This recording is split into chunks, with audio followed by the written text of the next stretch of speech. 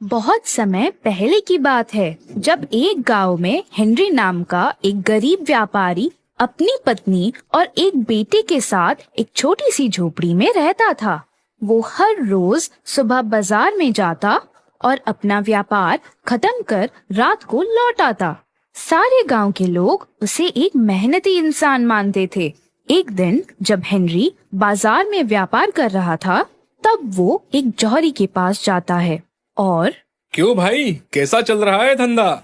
बोलो तो तुम्हें एक मस्त डील दूं क्या? हेनरी, तुम्हारे पास क्या डील हो सकती है भला? तब हेनरी अपने झोले में से एक सोने का छोटा सा पत्थर बाहर निकालकर जौहरी को थमा देता है।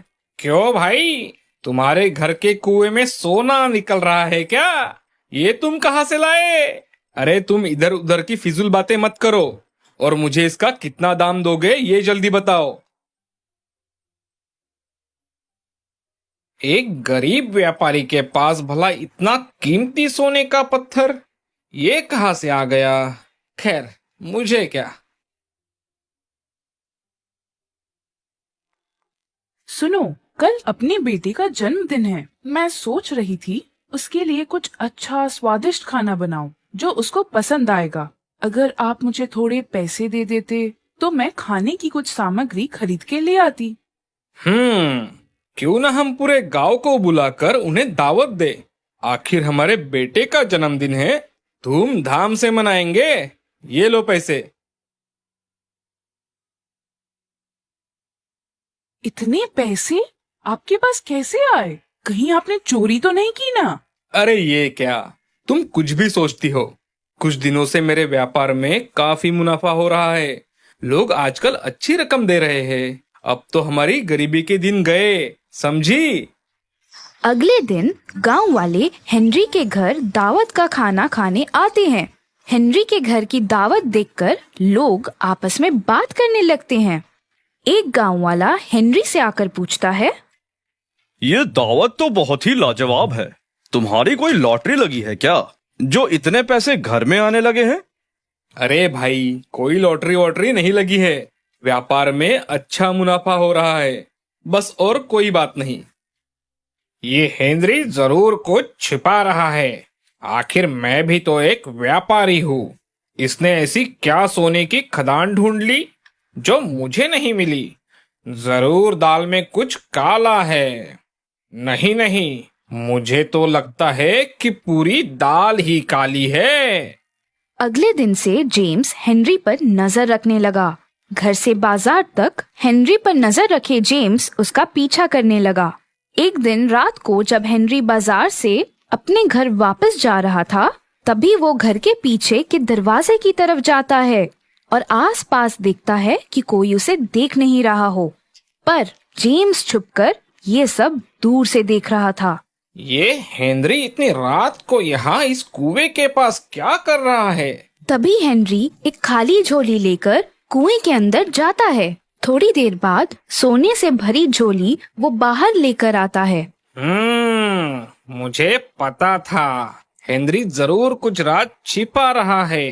अभी मुझे पता चला कि ये इतना अमीर कैसे बन गया। अब जब मुझे इसके बारे में पता चल ही चुका है, तो क्यों ना थोड़ा इसका फायदा लिया जाए। थोड़ा धन बांटने से कौन सा हेनरी गरीब हो जाएगा। ऐसा करता हूँ, कल मैं रात को इसके अंदर चला जाता हूँ और अपने लिए थोड़ा सोना बाहर लेकर आता हूँ। फिर अपनी पत्नी को देता हूँ, वो बहुत खुश हो जाएगी। अगले दिन जेम्स रात को चोरी छिपे उस कुएं में जाने की तैयारी करता है। जेम्स अंदर उतर जाता है। तब उसे कुएं के अंदर सिर्फ झाड़ियां और अंधेरा ही दिखता है। थोड़ा आसपास देखने के बाद जेम्स को एक सुरंग दिखाई देता है। कुएं में सुरंग? शायद उस सुरंग के पार ही होगा ढेर सारा सोना। मैं तो आज माला माल होने वाला हूँ। जेम्स उस सुरंग को पार कर लेता है। जैसे ही वो सुरंग के आखिरी छोर तक पहुंचता है, वैसे ही उसे चारों तरफ सोना ही सोना दिखाई देता है। अरे बाप रे, इतना सारा सोना! मैंने अपनी जिंदगी में इतना सोना पहली बार देखा है। जल्दी से अब मैं सोना अपनी झोली में भर लेता हूँ। वाह वाह, अब तो मेरी निकल पड़ी।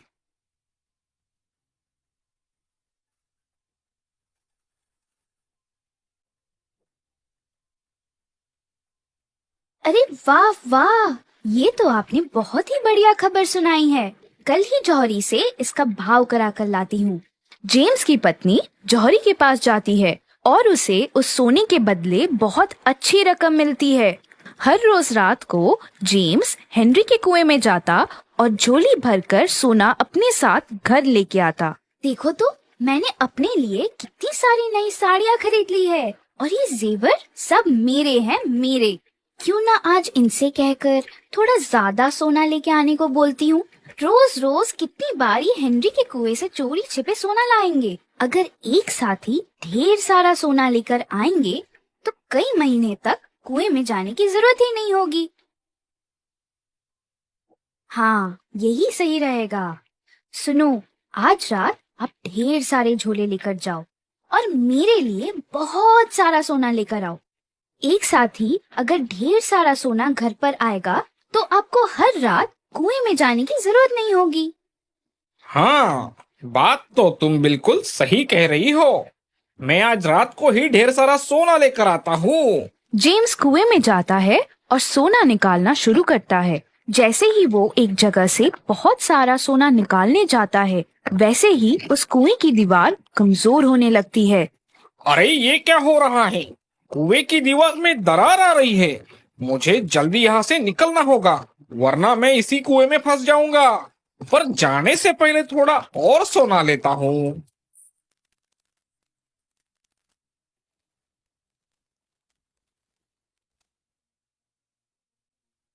दूसरे दिन जब हेनरी को ये बात पता चलती है, तब वो जेम्स की पत्नी के पास जाता है और उनसे कहता है, अगर आप हमसे कह देती कि आपको धन की जरूरत है तो हम दिल खोलकर आपकी मदद करते, लेकिन आपने चोरी और लालसा का रास्ता चुना, जिसका फल अब आपको भुगतना पड़ रहा है।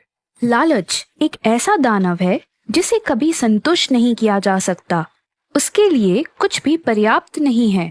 इंसान धन दौलत से अमीर नहीं होता, वह अपने विचारों से अमीर होता है। बहुत समय पहले की बात है। एक छोटा सा राज्य था जिसे राजा अलेक्जेंडर चलाया करते थे। ये उसी राज्य की कहानी है जिस राज्य में एक प्रिंस रहा करता था जिसका नाम था चार्ल्स। वो काफी चतुर और समझदार था, एकदम अपने पिता की तरह। उसने वो सारी चीजें सीखी जो एक प्रिंस को आनी चाहिए।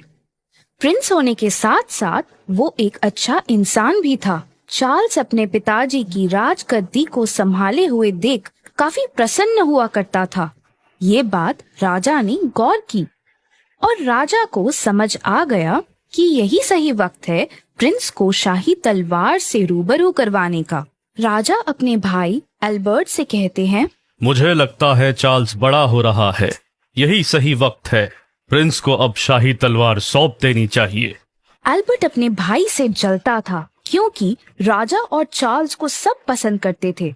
एक दिन राजा अलेक्जेंडर अपने भाई एल्बर्ट के साथ प्रिंस चार्ल्स के कमरे में गए। क्या हुआ पिताजी, आज आप यहाँ? आपने मुझे बुला लिया होता, मैं आ जाता। आपने क्यों कष्ट किया यहाँ आने का? राजा हंसते हुए बोलते हैं कि बेटा, आज मैं बहुत विशेष काम से तुम्हारे पास आया हूँ। प्रिंस काफी उत्साह के साथ राजा की बात सुनने लगा। राजा अपनी तलवार निकालते हुए उसे बताते हैं कि बेटा, ये देखो, ये है हमारी पुश्तैनी तलवार जो हमारे दादा परदादा के जमाने से चलती आ रही है। ये तलवार आज से तुम्हारी हुई। पर पिताजी, ये तो आपकी तलवार है ना? हाँ बेटा, अब तुम बड़े हो रहे हो और अब तुम्हें ही आगे जाकर ये गद्दी संभालनी है। ये बात सुन प्रिंस खुश तो जरूर हुआ, पर मन ही मन वो कुछ सोचने लगा। तभी राजा उसे बोलते हैं, बेटा, तुम इसे कोई मामूली तलवार मत समझना। ये तलवार हमेशा तुम्हारी रक्षा करेगी और सभी मुसीबतों से तुम्हें बचाएगी।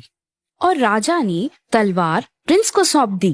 प्रिंस ने जैसे ही तलवार अपने हाथ में ली, वो तलवार चमकने लगी।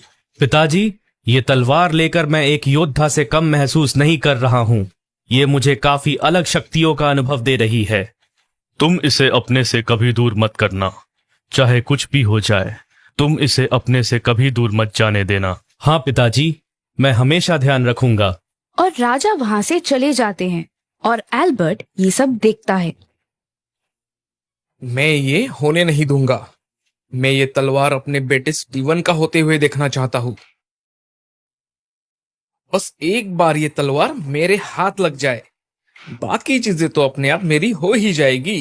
कुछ साल बीत गए और एक दिन राजा अलेक्जेंडर बहुत बीमार पड़ गए। देखते ही देखते उनकी तबीयत और खराब हो गई। ये सब देखकर एल्बर्ट ने प्रिंस की शादी करने का प्रस्ताव उनके सामने दिया, जिसे सुन राजा अलेक्जेंडर ने बिना कुछ सोचे समझे अपनी हामी भर दी। प्रिंस की शादी किसी दूसरे शहर की प्रिंसेस से हो जाती है। प्रिंस और प्रिंसेस की सोच एक दूसरे से काफी मिलती जुलती थी। एक दिन राजा चार्ल्स कहते हैं, आज से तुम्हारा ध्यान अंकल एल्बर्ट रखेंगे और तुम्हें उनका कहना मानना पड़ेगा। कुछ दिनों बाद राजा चल बसे और सारा बोझ अब चार्ल्स पे आ जाता है। पर चार्ल्स चीजें काफी अच्छे से संभाल लेता है। एक दिन अब तो तुम्हारे पिता भी नहीं रहे, तो ये तलवार अब तुम्हारे किस काम की? नहीं अंकल एल्बर्ट, पिताजी की ये आखिरी निशानी है। मैं इसे कभी भी किसी कीमत पे अपने से दूर नहीं कर सकता। तो ये ऐसे तलवार मुझे नहीं देने वाला। अब मुझे ही कुछ करना होगा। एक दिन प्रिंस अपनी पत्नी को लेकर उसके शहर जा रहे होते हैं। तभी कुछ सिपाही उसे घेर लेते हैं। तुम्हें पता नहीं मैं कौन हूँ। हट जाओ मेरे रास्ते से, वरना अंजाम काफी बुरा होगा। हमें जो करना है वो तो हम करके ही जाएंगे। चलो, अब चुपचाप अपनी तलवार हमें दे दो और हम तुम्हें छोड़ देंगे। किसी भी कीमत पे मैं तुम्हें इसे नहीं दे सकता। ये तलवार ऐसे नहीं देगा। इसकी पत्नी को यहाँ से दूर फेंक दो। नहीं, ऐसा मत करो। मेरी पत्नी को कुछ मत करना। हार मानकर आखिर चार्ल्स को तलवार देनी ही पड़ी। और तभी वहाँ हंसते हंसते एल्बर्ट आ जाता है और चार्ल्स को समझ आ जाता है कि ये सब किया कराया इसके अंकल का ही है। आखिर लोग अपनों से ही हार जाते हैं। अंकल, आपको पिताजी कितना माना करते थे। उन्होंने मुझे और इस राज्य को आपके ऊपर छोड़ दिया और चले गए। पर उन्हें क्या पता था कि उनका ही सगा भाई उनका सबसे बड़ा दुश्मन है। तुम्हारे पिताजी ने मुझे बस अपने काम के लिए इस्तेमाल किया है और मैं ये अपने बेटे के साथ नहीं होने दूंगा। पिताजी को दिए हुए वचन के कारण चार्ल्स विवश हो गया था। राजा और उसकी पत्नी वहीं जंगल के पास एक कुटिया में रहने लगे और अपना जीवन जीने लगे। और दूसरी ओर एल्बर्ट ने सारी चीजें अपने हाथों में ले ली और वो ऐशो आराम की जिंदगी जीने लगा। कुछ साल बीत जाते हैं। राज्य की हालत बिगड़ गई। वो राज्य जो कभी समृद्धि के लिए जाना जाता था, वो अब एक उदास राज्य बन गया था। सब चीजों की कमी पड़ने लगी। ये सब तुम्हारे कारण हुआ है अल्बर्ट। हमारे देवता जैसे राजा के साथ तुमने छलकर अच्छा नहीं किया, इसीलिए आज हम सबको ये दिन देखना पड़ रहा है। सब राजा एल्बर्ट को कोसने लगे और राजा एल्बर्ट को भी अपनी गलतियों का एहसास हो जाता है। शायद सच में ये सब इसी वजह से हो रहा है। आखिरकार छीनी हुई चीजों से किसी का भला नहीं होता। एल्बर्ट प्रिंस चार्ल्स को ढूंढने लगता है और उसके पास पहुंच जाता है और उसे अपनी गलतियों की माफी भी मांगता है। बेटे, मुझे माफ कर दो। लालच के कारण मैं अंधा हो गया था और मुझे इसका सबक भी मिल चुका है। आप मुझसे बड़े हैं, मुझसे माफी मत मांगिए। ये मुझे अच्छा नहीं लगेगा।